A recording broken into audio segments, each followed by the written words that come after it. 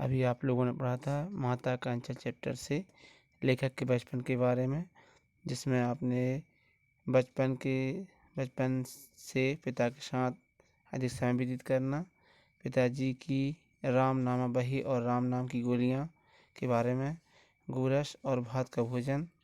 अब देखते हैं माँ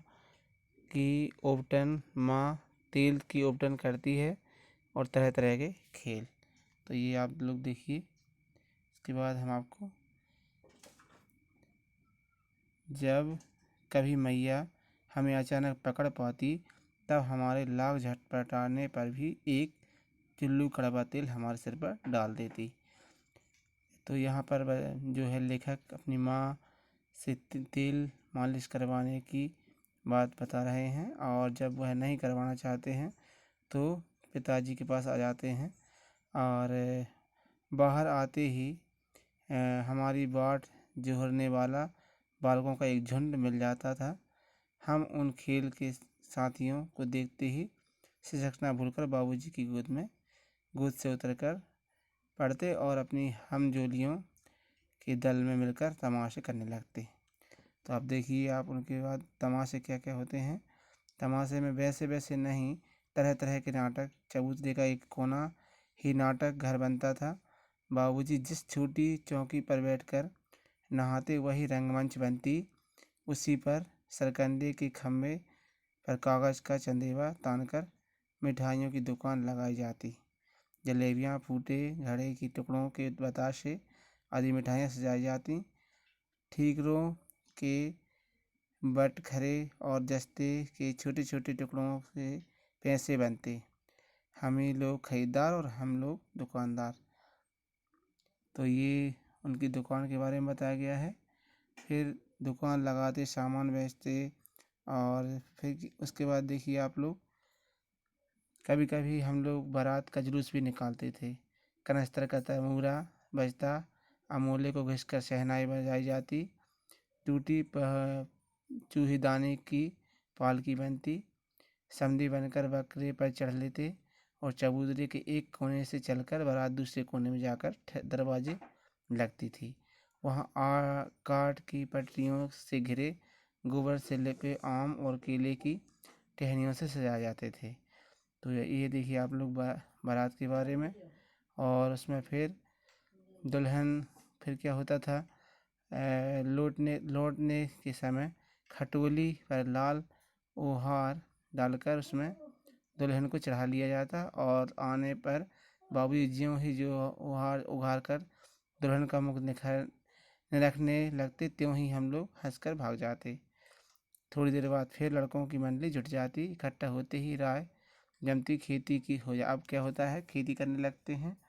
बस चबूतरे के छोर पर घिरनी गड़ जाती और उसके नीचे की गली कुआं बन जाती। मूंज की बटी हुई पतली रस्सी में एक चुक्कड़ बांध गहराई पर चढ़ाकर लटका दिया जाता। दो लड़के बैल बनकर मोट खींचने लग जाते और चबूतरा खेत बनता। कंकड़ बीज और ठेंगा हल जुआठा बड़ी मेहनत से खेत जोते जाते। तो खेत भी जो जैसे जैसे पहले के समय में खेती होती थी उसका अभिनय करते हैं, और फिर फसल एक जगह रखकर पैरों से रोंद डालते थे।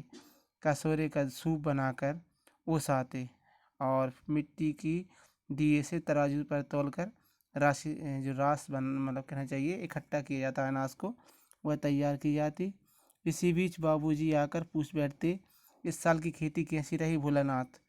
बस फिर क्या, हम लोग ज्यों का त्यों खेत खलिहान छोड़कर हंसते हुए भाग जाते। कैसी मौज की खेती थी। ऐसे ऐसे नाटक हम लोग बराबर खेला करते थे। बटोही यानी रास्ते पर निकलने वाले लोग जो रहते थे वह भी ठिठक कर हम लोग पर खूब हंसते। चलो भैया ददरी सत्तू पिसान की मोटरी। अगर किसी दूल्हे के आगे आगे जाती हुई ओहारदार पालकी देख पाते तब खूब जोर से चिल्लाने लगते। तो इसके बाद रहरी में रहने पुरान रहरी ढोला के कनिया हमार मेहरी, वहाँ का गीत गाते। इसी पर एक बार बूढ़े वर ने हम लोगों को बड़ी दूर तक खदेड़कर ठेलों से मारा था। ढीलों से मारा था, पत्थर से मारा था। उस खकूट खब्बीस की सूरत आज तक हमें याद है। ना जाने किस ससुर ने वैसा जमाई ढूंढ निकाला था। वैसा घोड़ मुँहा आदि हमने कभी नहीं देखा। आम की फसल में कभी कभी खूब आंधी आती है, आंधी से कुछ दूर निकल जाते, पर हम लोग बाग की ओर दौड़ पड़ते। वहाँ चुन चुन कर घुले घुले गोपी आम चबाते थे। एक दिन की बात है, आंधी आई और पड़ गई। आकाश काले बादलों से ढक गए, मेघ गरजने लगे, बिजली कौंधने और ठंडी हवा सनसनाने लगी। इस पैसा की लाई बाजार की छिताई, बरखा उधरे बिलाई, यानी वहाँ जब वर्षा होती है तो उस समय का गीत। लेकिन बरखा ना रुकी और भी मूसलाधार पानी होने लगा। हम लोग पेड़ों की जड़ से धड़ से सट गए, जैसे कुत्ते के कान में अढ़ई चिपक जाती है। मगर बरखा जमी नहीं, थम गई। बरखा बंद होते ही बाग में बहुत से बिच्छू नजर आए। हम लोग डर कर भाग चले। हम लोगों में बैजू बड़ा ढीठ था। संयोग से की बात है, बीच में मूसन तिवारी मिल गए। बेचारे बूढ़े आदमी को जूझता कम था। बेजू उनको चिढ़ाकर बोला, बुढ़वा बेईमान, मांग करेला का चोखा। हम लोगों ने भी बेजू के सुर में सुर मिलाकर यही चिल्लाना शुरू कर दिया। मूसन तिवारी ने बेतहास खदेड़ा।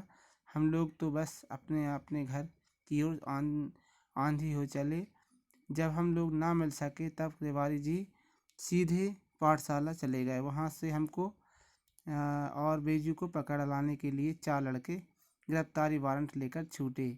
इधर ज्यों ही हम लोग घर पहुँचे, त्यों ही गुरुजी के सिपाही हम लोगों पर टूट पड़े। बेजू तो 9-2-11 हो गया, हम पकड़े गए। फिर तो गुरु जी ने हमारी खूब खबर ली। बाबूजी ने यह हाल सुना, वह दौड़े हुए पाठशाला में आए, गोद में उठाकर हमें पुचकारने और फुसलाने लगे। पर हम दुलारने से चुप होने वाले लड़के वह नहीं थे। रोते रोते उनका कंधा आंसुओं से तर कर दिया। वह गुरुजी की चिरौरी करके हमें घर ले चले। रास्ते में फिर हमारे साथी लड़कों का झुंड मिला। वे जोर से नाचते और गाते थे, माई पकाई गगर गगर पुआ, हम खाए पुआ, ना खेलब जुआ। फिर क्या था, हमारा रोना धोना शुरू भूल गया। हम हट करके बाबूजी की गोद में उतर पड़े। गोद से उतर पड़ते हैं और लड़कों की मंडली से मिलकर लगे वही तान सुर अलापने। तब तक सब लड़के सामने वाले मकई के खेत में दौड़ पड़े। उसमें चिड़ियों का झुंड चल रहा था। वे दौड़ दौड़ कर उन्हें पकड़ने लगे, पर एक भी हाथ ना आई। हम खेत से अलग खड़े होकर गा रहे थे, राम जी की चिरई, राम जी का खेत, खा लो चिरई भर भर पेट। हमसे कुछ दूर बाबूजी और हमारे गांव के कई आदमी खड़े होकर तमाशा देख रहे थे और यही कहकर हंसते हैं कि चिड़िया की जान जाए, लड़कों का खिलौना। सचमुच लड़कों और बंदर पराई पीर नहीं समझो। एक टीले पर जाकर हम लोग चूहों के बिल से पानी उलिचने लगे। रक्षा के लिए शिव जी का सांप निकल गया।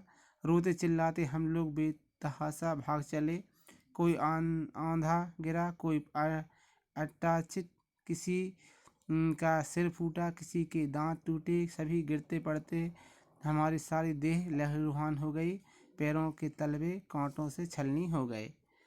इसके बाद हम एक सुर से दौड़े हुए आए और घर में घुस गए। उस समय बाबूजी बैठक के उस आरे में बैठकर हुक्का गुड़गुड़ा रहे थे। उन्होंने हमें बहुत पुकारा, पर उनकी अनसुनी करके हम दौड़ते हुए मैया के पास ही चले गए। जाकर उसी की गोद में शरण ली। मैया चावल अमनिया कर रही थी।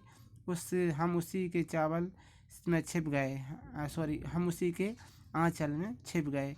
हमें डर से कांपते देखकर वह जोर से रो पड़ी और सब काम छोड़ बैठी। अधीर होकर हमारे भय का कारण पूछने लगी। कभी हमें अंग भर कर दबाती और कभी हमारे अंगों को अपने आंचल में पहुंचकर हमें चूम लेती। बड़े संकट में पड़ गई। झटपट हल्दी पीसकर हमारे घाव पर थोपी गई।